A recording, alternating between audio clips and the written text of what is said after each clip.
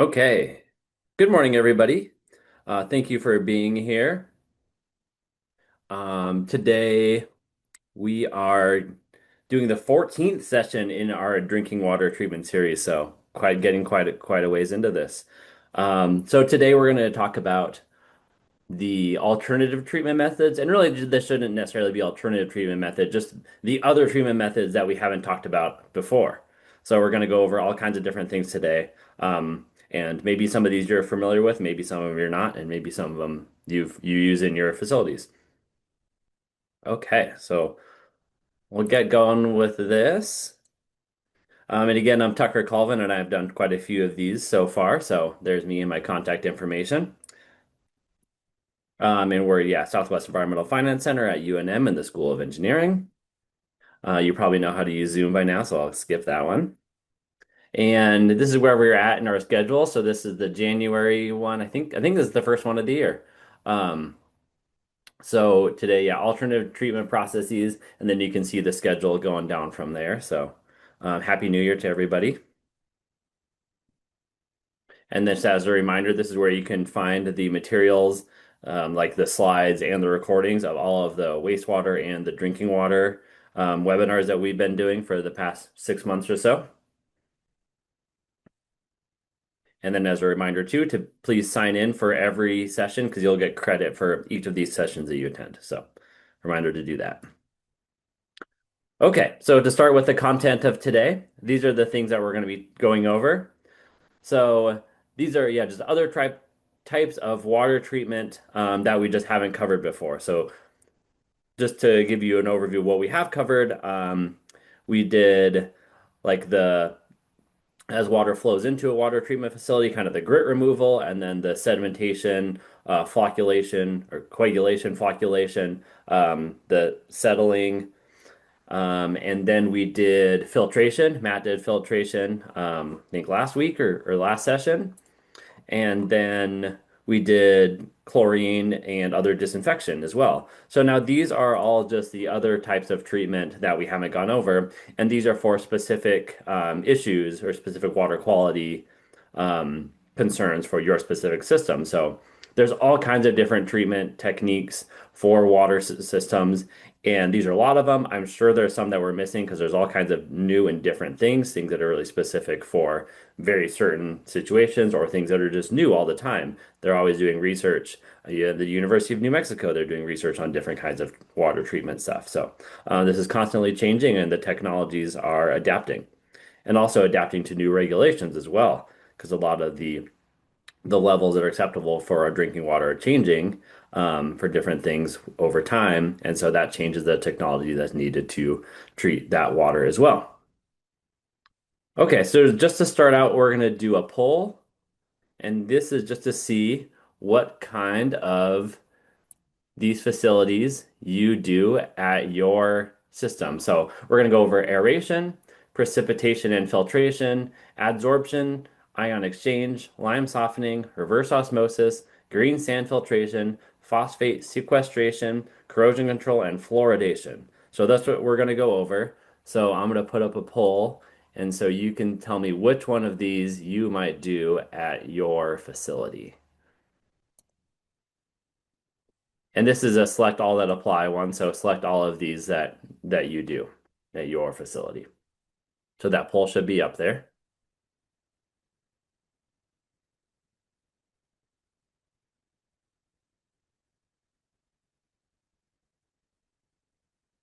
Give you a minute to answer that one. And some of these maybe you haven't even heard of. So you're not sure if you ha have it at your facility or not.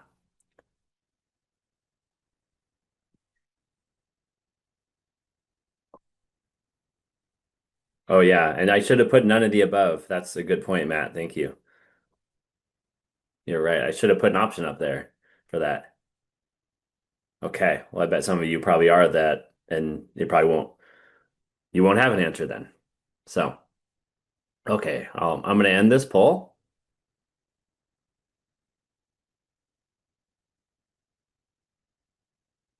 Okay, and share the results. Okay, and you can see a few people have some of these. Look, going from the top, one person or one facility has precipitation and filtration, some lime softening, reverse osmosis, green sand filtration. I guess two people or two groups have reverse osmosis or green sand filtration, or maybe you're the same facility, or corrosion control. Okay, and I just want to ask this just to see what you are all doing at your facilities, see what you're familiar with, because a lot of times in webinars, of course, it's good to learn stuff about your own facilities, but a lot of the time it's more important to learn about other treatment techniques that you don't use because you might see things like that on the certification exam. So it's good to know it all. Okay, so to dive right in, we're just going to start from the top. And these are in no particular order, just in the order that I made them in a PowerPoint. So the first one we're going to talk about is aeration and air stripping. So this is just the addition of air into water, and it removes dissolved gases and some other contaminants as well. So this works similarly to how like a waterfall works or water pouring over rocks.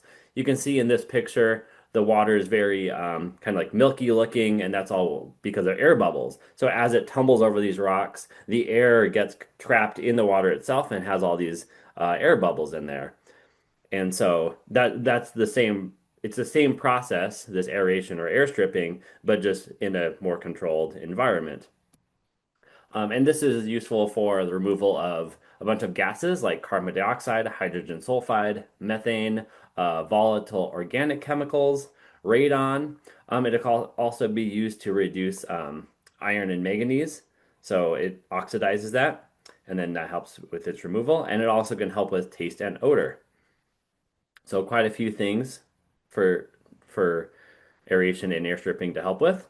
And this really works by creating a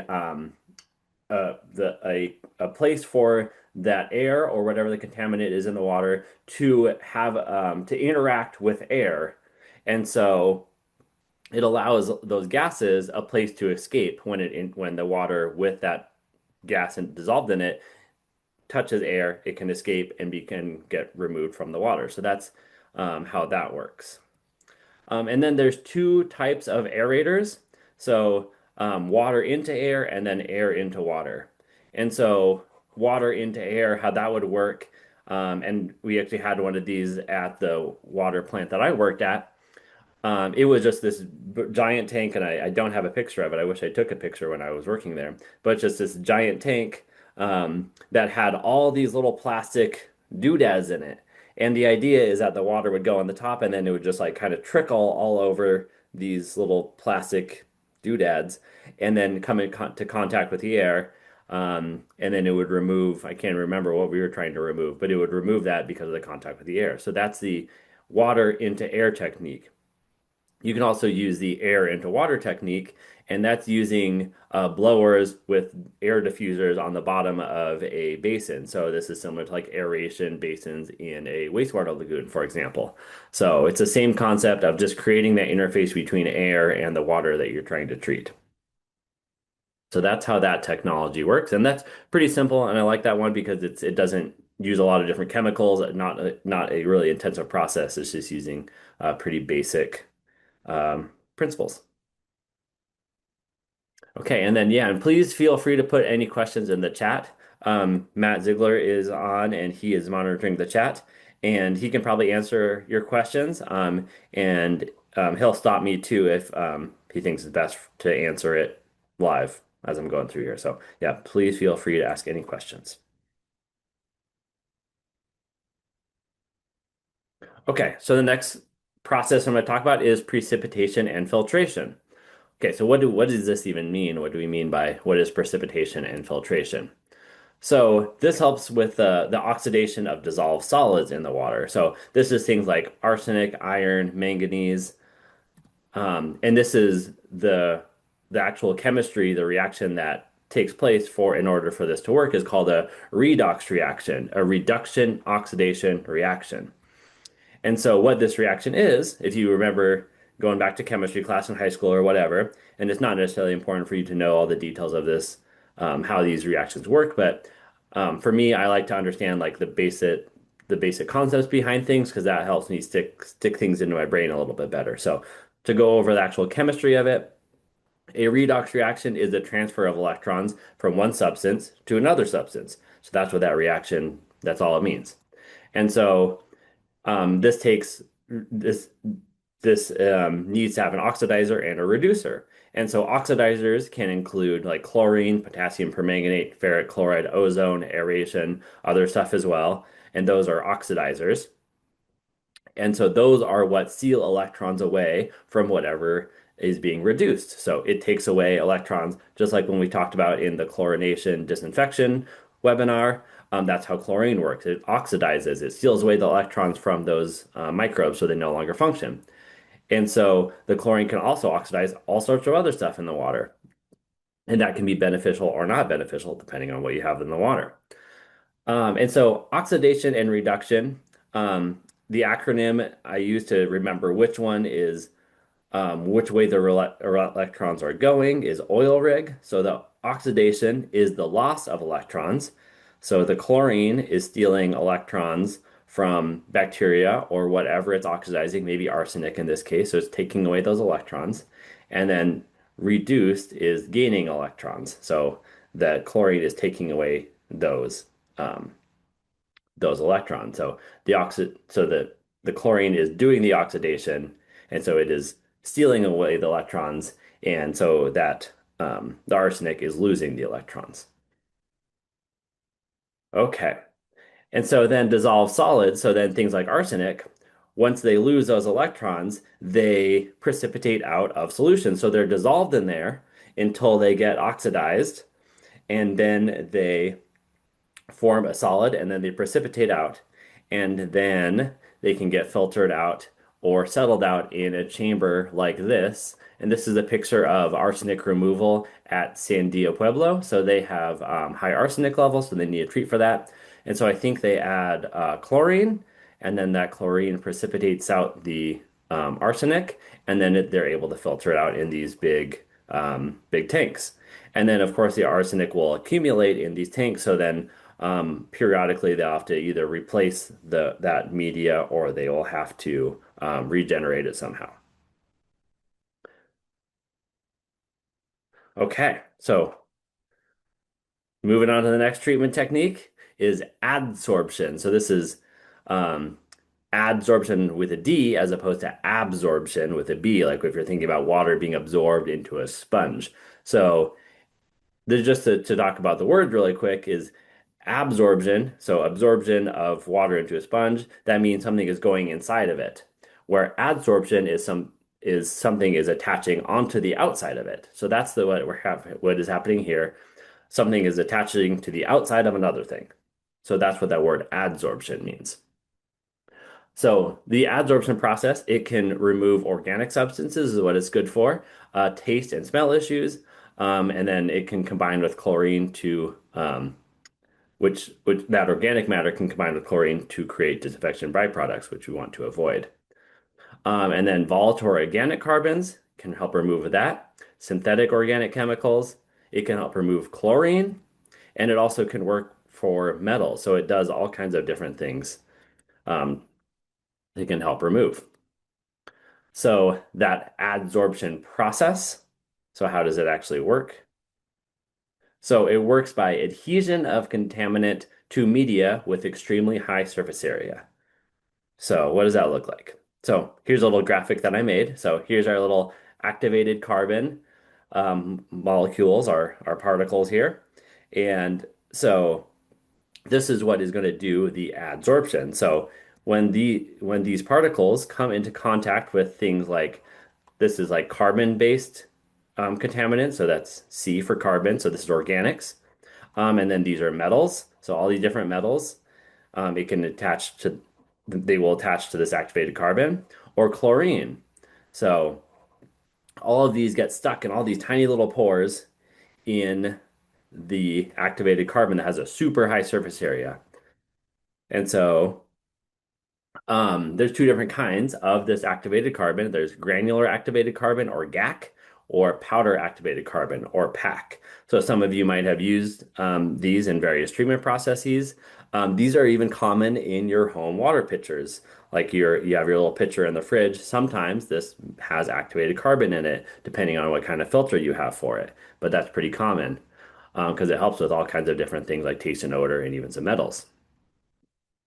And so the granular activated carbon and the powder activated carbon, that word action or activated refers to the oxidizing the carbon by steam. So that carbon get oxidizes, so it loses electrons, and so then it has a positive charge and it is able to bind with all these other particles.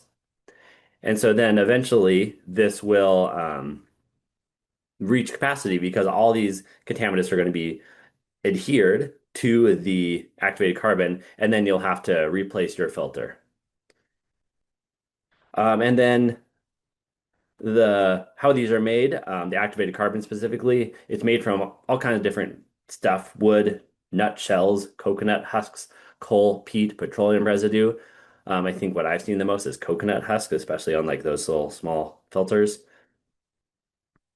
And then the difference between like the pack and the GAC is just that application. So the powder activated carbon is a lot finer, of course, it's a powder. And so that is more often fed into the water stream. And so then that powder activated carbon reacts with all that stuff in the water. And then at like the wastewater plant, or the drinking water plant, excuse me, that I worked at, we were able to add that that powder activated carbon, and then it would react with stuff, and then it would go into our sedimentation basin, and so then it would settle out after it reacted with all the stuff we needed to remove. We didn't use it regularly, but we would use it if we had some sort of event, like something that would create a lot of organic matter, like if there's a landslide or something, we could, or a forest fire where we had to remove those metals and stuff. So we had that option. And then GAC, that's more used in a filter itself, like those household pitchers, all the way up to very large, much larger scale.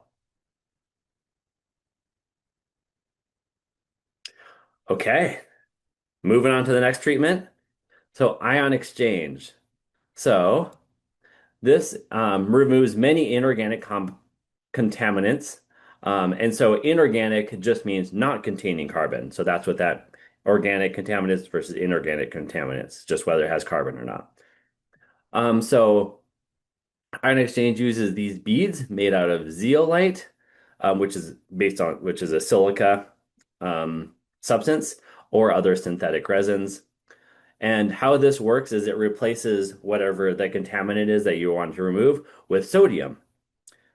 And so you can see the tank right here, and this is filled with that media, that zeolite or other kind of synthetic, these little bead looking things. And then those the surface area on those little bead things, they exchange the contaminant, whatever like metal you're trying to remove, with sodium. So this is just salt that's in this tank.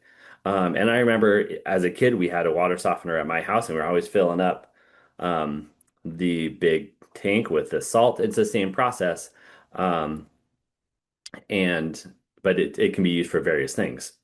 And so that contaminant is removed by the media, and then the media eventually becomes so saturated in that contaminant, has to be regenerated or replaced. And this can remove metals, but also removes hardness. So that's in your water softening process. So in this process, it would remove that calcium and magnesium in that calcium carbonate, magnesium carbonate, and then replace that with sodium.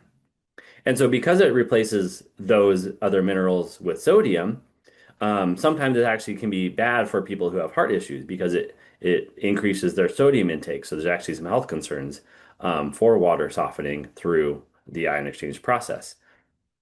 Um, and and then water hardness, we'll talk about this more in a minute, but it can create all kinds of problems, but it's not necessarily a health concern. And then just other metals. So it can remove arsenic, barium, radium, nitrate, sulfate, iron, manganese, total organic carbon, and probably much more things too. So there's all kinds of options, things that it can help with. And then these beads, they are dependent on what you want to remove. So there's actually a lot of engineering and that goes into creating these specific little like resin beads that have different kinds of properties that are specifically designed to remove very specific things for a water system. So my sister-in-law actually, she's a chemical engineer, and that's what she does for her job is she designs these little resin beads for ion exchange processes. So it's kind of neat talking to her about that. Okay.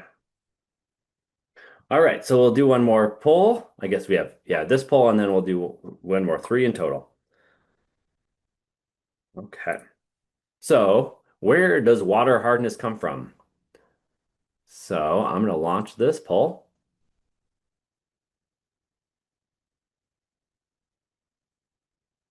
And we talked about water hardness just a minute ago, but I'm going to go into it a bit more. But let's see how much you all know about water hardness, or at least where it comes from. I'll give you a minute or so. Okay, now I'll share these results. Okay, awesome job. Most people said rocks. So, yeah, that's the best answer.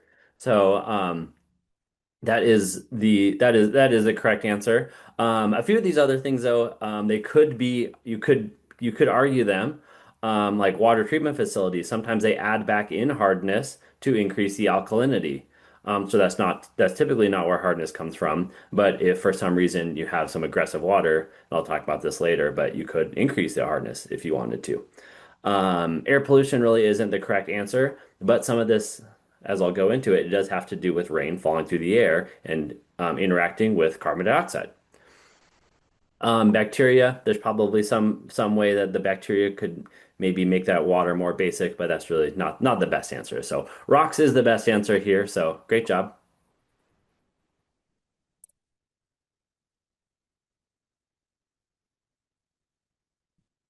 Okay, so water hardness. And sorry, this is just a map of the continental US. I was trying to look for one for US territories and I could not find a good map like this, so my apologies. But the point I wanted to make with this map is you can see that the water hardness, the typical water hardness, and of course this is at a pretty broad scale, it varies a ton throughout like the continental US. And so like we learned from that poll question, hardness comes from rocks. And so the variation in here is really just due to the geology of the landscape. So how does this actually work? So when rain is falling, it becomes acidic as it becomes in contact with the air, and so it interacts with the carbon dioxide and makes carbonic acid. This is the same process as like the acidification of the oceans due to increased carbon dioxide. It's creating more carbonic acid in the water, increasing the acidity, so decreasing the pH. Okay, so that acidic rain, and I'm not talking necessarily about like acid rain here or increased carbon dioxide from human-caused climate change. This is just a natural process that happens all the time. But that acidic rain, as it's falling, it is interacting with carbon dioxide, making some of it into carbonic acid. And then that acidic rain dissolves rocks on the landscapes, and then that's what creates that hard water. So really, all this calcium carbonate, magnesium carbonate that's in the water is just dissolved rocks. And then because of that, because it's really interacting with the rocks, it makes it so groundwater is typically harder than surface water. Of course, this isn't always the case depending on the landscape. And of course, streams are constantly, as they're moving through a landscape, they're interacting with groundwater. They're not flowing just through the channel. So of course, they're picking up hardness too, as they flow over a landscape. Okay, so I'll just back up here and take a look at this picture. So this picture is just a photo I took of the bottom of my kettle, my water boiler. So you can see a lot of this hardness. As I boiled my water, it has fallen out of solution, so it has precipitated, is what that term is. It precipitates, turns into a solid, and it accumulates on the bottom of my kettle here. And um, so we'll talk about how that happens. So hardness is what actually is it? It is calcium and magnesium cations in combination with bicarbonate, carbonate, sulfate, nitrate, or chloride anions. And so what is a cation and anion? So these are just molecules that have either a positive or a negative charge. That's what ions mean. So the cations, those are positively charged ions, and they're interacting with negatively charged ions. So if you're trying to remember which one's a positive ion and which one's a negative ions, I like cats. Cats are pretty cool. I think dogs are better, but I like cats still. They're pretty cool. And so cats are positive because I feel positive about cats. So that's how I remember that cations are positively charged ions, where anions are negatively charged ions. Okay, so then these minerals can precipitate out of solution, that those hardness molecules. And then that creates all kinds of issues with the bottom of your tea kettle or whatever. It increases the use of soap and creates soap scum. So there's all kind of aesthetic issues that this creates. It's not a health concern. Hardness is not bad for you at all, but it's just kind of a pain. And there's two different kinds of hardness. So there's what's called temporary hardness, and this consists of bicarbonates of calcium and magnesium. And this actually can be removed by boiling as well as lime softening. So in this case of my tea kettle, this was removed by boiling, and so this must have been temporary hardness. So it was some of these compounds. And so the water boiled in there, it removed this hardness by creating this into a precipitate, and then it settled out into to the bottom of my kettle. And then we'll go over what lime softening is in just a minute.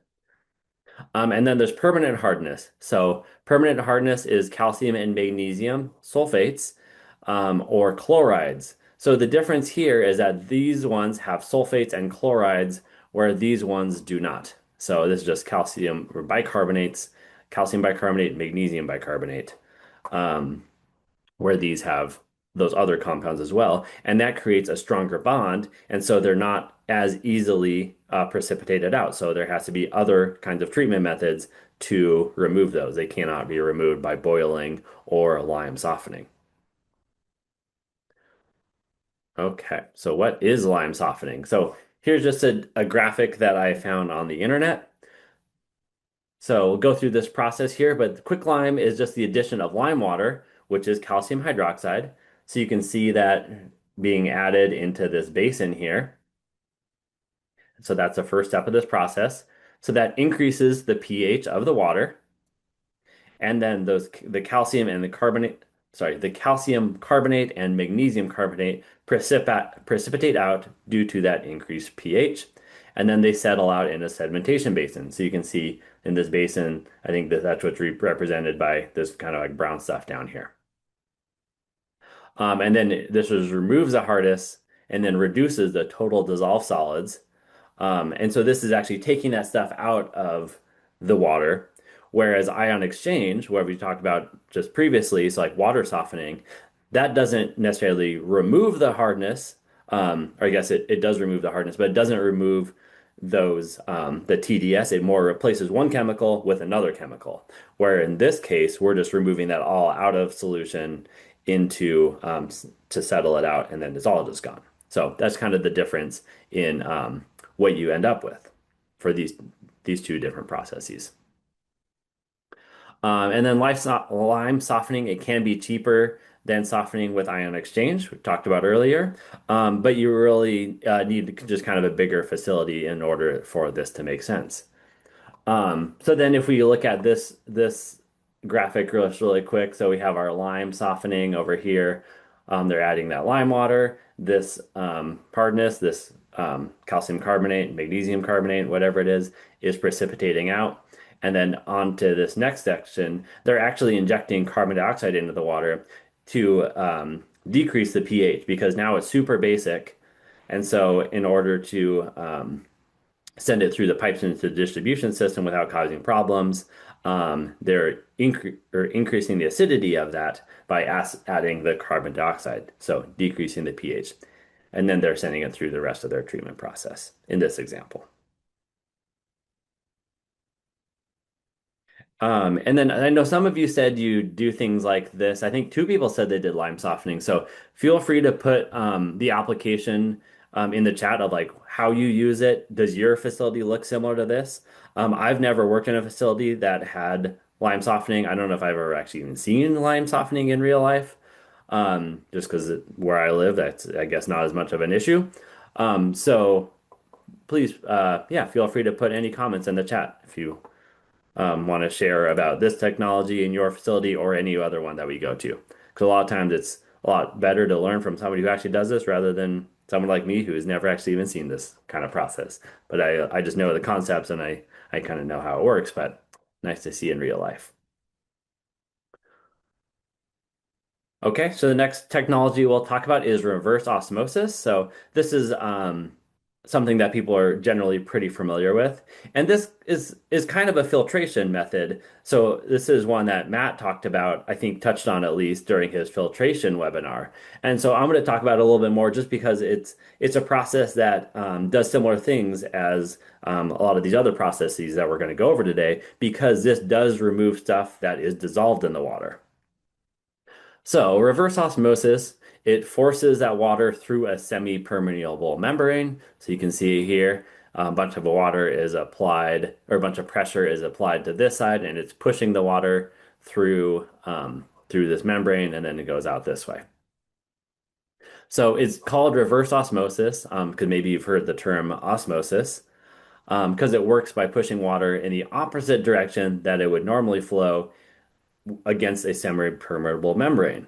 So if you look at all these little yellow little dots here, these represent some sort of dissolved contaminant in the water.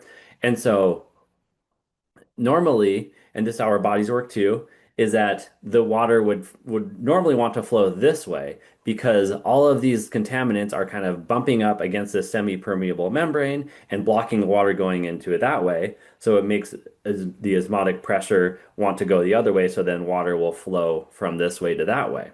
And so we want to do the opposite process, because we want to filter out all these dissolved contaminants. And so we're applying a bunch of pressure to do the opposite of that. And because of that, though, we need a lot of pressure. So it takes a lot of energy. So these operate at pretty high pressure, so 300 to 600 psi, because it takes a lot of energy to push the water through that semi-permeable membrane when there's all this stuff on this side. Yeah, and to get that pressure, it's high energy use. And then the water that flows through that membrane is called permeate, where the salty water rejected by the membrane is called the reject. So I guess I was saying that this is like a contaminant, but it really is just anything dissolved in the water. And a lot of things dissolved in the water are not a problem at all. So just like any sort of salt, a lot of things are not actually a problem. But this does remove everything from the water. And because of that, it takes out all the minerals, and then it creates aggressive water, which we'll talk about that a little bit more in a minute. But aggressive water mainly just means that now it wants to take stuff and put it back into the water. So a lot of times that's going to be the pipes. And so that's going to be metal from the pipes that it's flowing through in the distribution system or in our home. So we, of course, want to prevent that aggressive or corrosive water. And so a lot of times with these RO systems that permeate the water that goes through to make it less aggressive, they mix it back in with some of that the pre-RO water, just that raw water. And so it has a certain amount of minerals, but not too much. And this is all just a balancing process. And some of you probably have RO systems, so you know how well it works. This is a larger facility here, um, but there also is under the sink ones that you can have, so they can be pretty large or pretty small scale. And I think Matt talked about like microfiltration, nanofiltration, ultrafiltration, and then RO last last session, and they all look pretty similar. But the when you're looking at them, an easy way to tell which ones are RO versus which ones are microfiltration is RO units are usually horizontal, where microfiltration, nanofiltration are usually vertical. So I don't know why, but that's just how they're oriented. And then that reject water. So when you're filtering all this stuff out, you have the super salty water, and sometimes it can be kind of a pain figuring out what to do with it, because sometimes it's super salty. So maybe you have it evaporated, you evaporate it in a lagoon, but then you have to deal with all the stuff that's left behind. So it can be kind of a pain sometimes. And depending on what you're filtering out too, could be something like arsenic that could be kind of more toxic. Okay, and just to talk a little bit more about reverse osmosis units. So here's another unit here that we can see. They're also horizontal. You can see the arrows of which way these are water flowing in and which way it's flowing out. Um, so these are in these tubes. It's kind of like this giant pillow where the water is flowing inside the pillow out of the pillow, and then they're wound up in this tight coil, and then they're shoved into these tubes. So there's like quite a bit of this membrane in each one of these tubes. So a lot of surface area. And so these of course need maintenance, and the more water you're gonna put through there, the more stuff is going to be in that um, is going to be filtered out by those membranes, and it's going to decrease the production capacity. And so your membranes need regular maintenance, and that one way to know is if there's decreased production, so flux. So that's just the amount of water that's going through your filter for an amount of time. Increased feed pressure. The more and more stuff is up against that membrane blocking it, the more pressure you're going to have to push that water through, and the higher energy costs and energy use you'll have. Sometimes you'll see high increased salt passing through these membranes. And then to clean them, they're usually chemically cleaned using what's called clean in place, so a CIP. And this is usually putting some sort of an acid into that RO unit to get rid of some of that inorganic stuff that's fouling that membrane. Sometimes people clean them themselves, and sometimes they just replace them as well. And then as opposed to like microfiltration, nanofiltration, backwash isn't used for reverse osmosis because these are pretty fragile and are easily damaged. So they're typically not backwashed. Also, they foul easily with like chlorine, so you want to make sure you don't get chlorine hitting your RO units. And then cartridge filters, I'm talking about this in conjunction with reverse osmosis because this example here is on an RO unit. You can see that RO, the filter or the actual unit right there, that horizontal one. And so these can be filters. These cartridge filters can be used just individually by themselves, just like how they could be put into one of those refrigerator pitchers, like I was talking about with the activated carbon in it.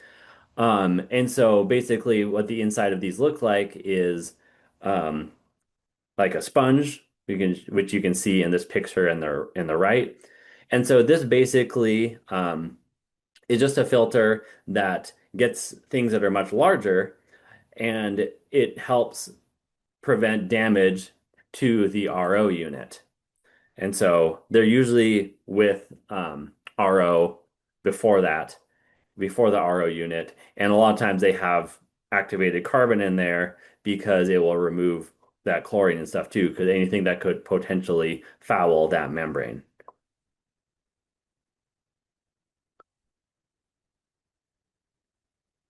Okay. And like I said, yeah, they precede the RO units.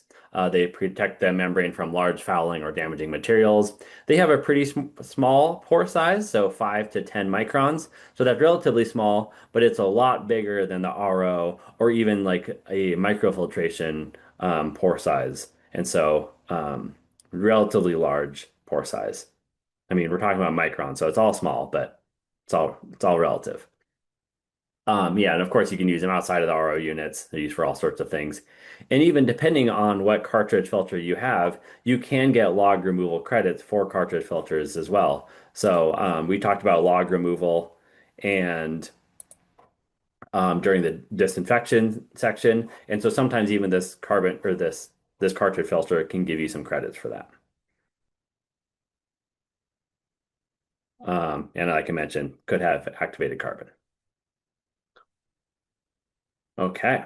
So that's RO. And now we're moving on to something a little bit different. So moving on to the next treatment technique. So this is called green sand filtration. And I think a couple of you said that you use this in your facilities. So This is a going back to the beginning, those precipitation and filtration methods. This is going back to one of those, but this is specifically for iron and manganese removal. So it's just for this one application, and it combines that oxidation and filtration steps into just a single step. And so this uses potassium permanganate to oxidize that manganese or the iron from soluble form into insoluble form and filters out. So it precipitates that out. So it's dissolved and then it reacts with this potassium permanganate and then it forms into a solid and then it's filtered out.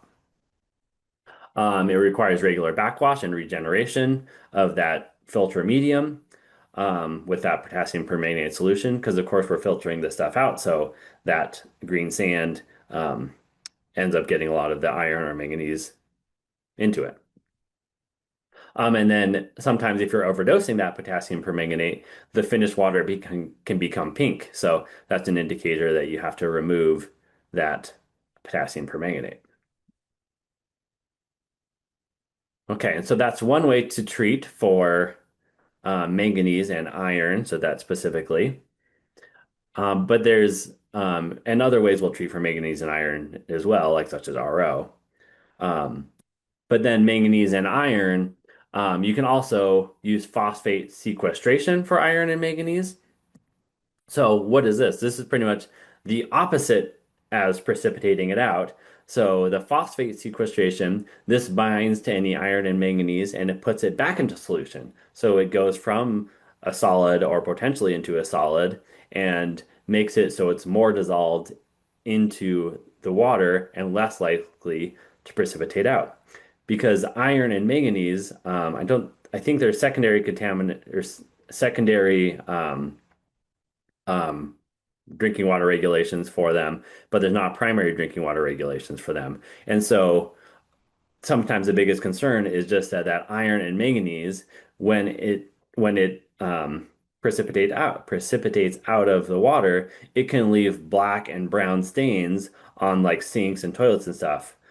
And so this just prevents that from happening. And so it makes sure that that precipitate doesn't doesn't occur, doesn't leave those stains on your fixtures and your toilet and whatever.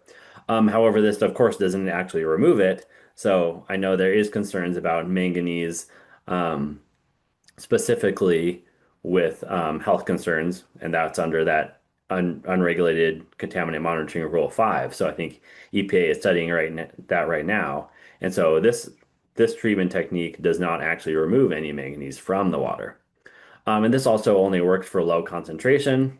Again, it doesn't actually remove iron or manganese from the water, just takes care of the aesthetic issues, but not the health concerns. And can create a metallic taste if the dosing is off, and can give it a slippery feel and can give people diarrhea. So not what you want. Okay, so that's copper and manganese. And I guess really quick, just going back, I specifically have this section in here talking about copper and manganese, where the whole rest of the presentation is more talking about the removal mechanisms. And the reason why this one was specific for iron and manganese is because these two technologies are specifically for these two contaminants, whereas reverse osmosis, ion exchange, oxidation, precipitation, etc. There's all sorts of things that those work for. So just want to clarify why I was talking about specifically iron and manganese here, where the rest of the presentation is more talking about the treatment techniques themselves. Okay, so we're going to do one last little poll.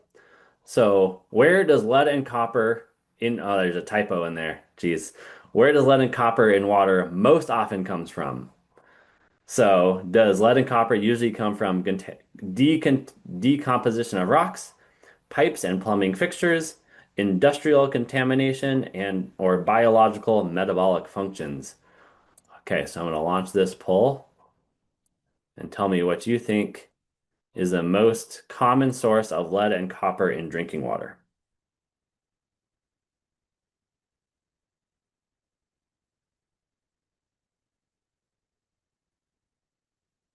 Okay, quite a few answers coming in. It's a pretty quick one.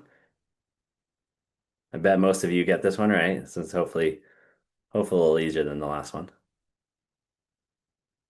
Because I don't know about all your water systems, but a lot of the ones I've been working with have been thinking about this a lot with the in the past year with the lead and copper rule improvements and lead and copper rule revisions. So this one's kind of top of mind for a lot of people.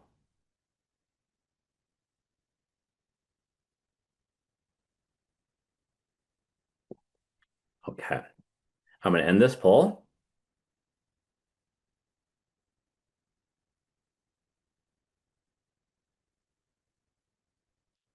I was thinking.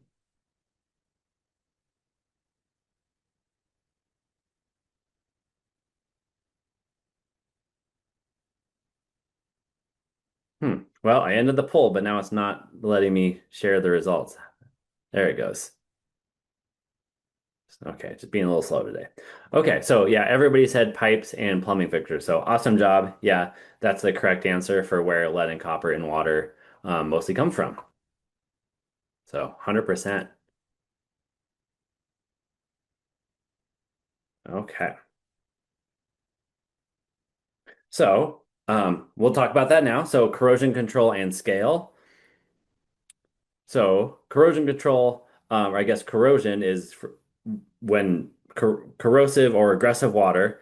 So so it when your water is corrosive or aggressive, that there's all kinds of different ways that it can be corrosive or aggressive. A lot of times it's because it has a low pH, but it really is a pretty complex chemical combination of how things are interacting with it with each other. And so corrosive or aggressive water, it dissolves the material into that water, and then that's a health concern with lead and copper. So it gets in there from the deterioration of pipes and appurtenances. And by that, it just means like your faucets or whatever, your drinking fountains. And so here's an example of a lead pipe. So this was the service line at a house in Albuquerque that was dug up. So it had a lead service line going all the way from the street to the house. And so that, of course, is a potential um, source of contamination of lead for that household.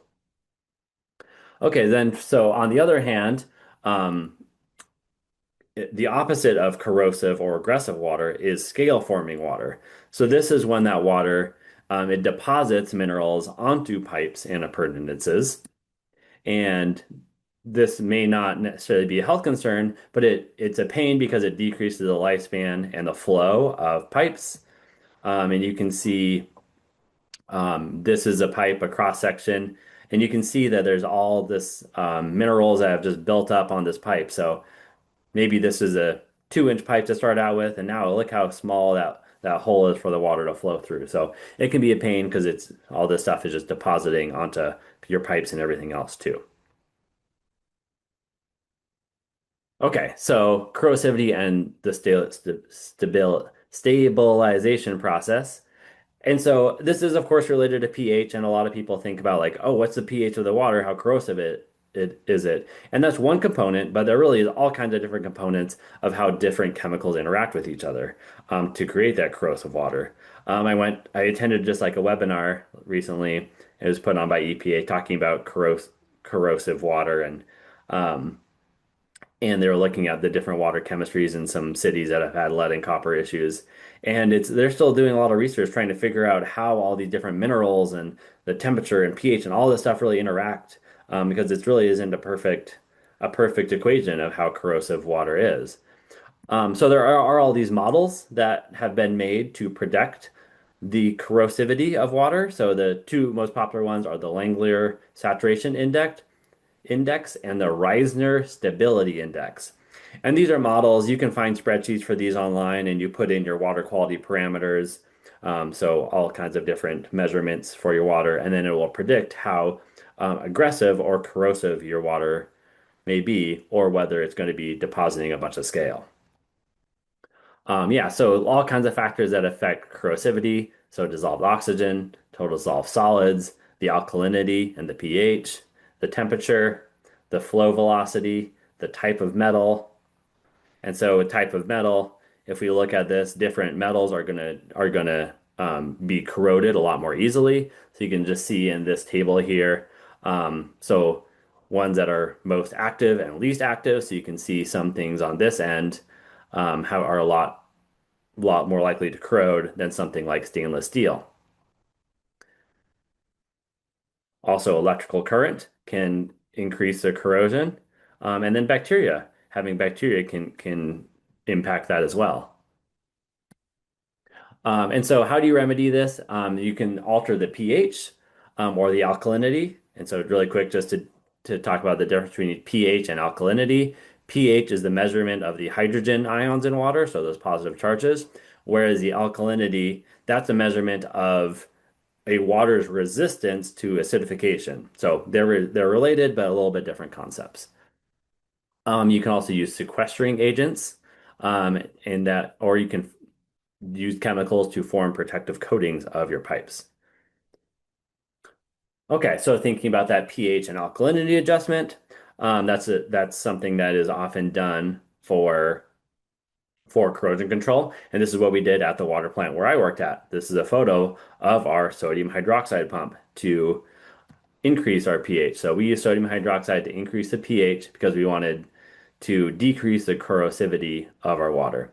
You can also use something like carbon dioxide or muriatic acid to decrease the pH, so make it more acidic, and that will make it less scale forming if that's your problem. And then calcium carbonate, so that's our hardness that we talked about earlier. So sometimes that can be added to water and that increases its alkalinity and that will decrease its corrosivity.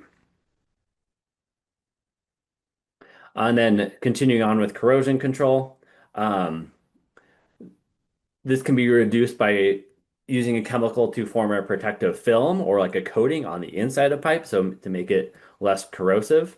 And so this is usually done with an orthophosphate or a polyphosphate. And so you can see in this diagram up here in green that this phosphate-based chemical is creating this protective scale layer on this pipe, and so then this water is no longer corroding the pipe that is going through. And then creating this scale, this this this layer on purpose, it makes it so the pipes, if they're metal, are not coming into contact with the water and not necessarily coming into contact with each other as well, because pipes and tanks and stuff, they're metal and they're trading electrons with each other. And some of these, if you have something on an anode end and a cathode end, and these metals, these different metals, whether it's a tank or a pipe, they can interact with each other through the water and they can increase corrosion that way. And so sometimes these protective coatings can also help with galvanic corrosion from different kinds of metals in your drinking water system. Okay, and then the last thing I'll talk about is fluoridation. And so this is just adding fluoride to water, but fluoride is already present in a lot of drinking water sources. So I know a lot of systems, depending on the geology of the area, sometimes you have to reduce the amount of fluoride to get to an appropriate level. So fluoridation is when fluoride is used as an additive to prevent cavities and protect dental health. It's recommended by the CDC a concentration of zero point 0.7 milligrams per liter. It's what they determine is like the ideal amount. But it really should be controlled pretty tightly. So process control sampling should be done at the plant and in the distribution system every day. The plant I worked at, we fluoridated our water and we tested it every day for fluoride at the plant and out in the distribution system. So because higher levels can be harmful for sure. And then yeah, to measure that, you use a spectrophotometer. Okay, so that was a marathon going through all kinds of different ways to treat water for all kinds of different things. Um, please let me know if you have any questions. I know that was a ton of information. We could have probably done a whole hour on any one of these technologies easily. So that was really a whirlwind of content there.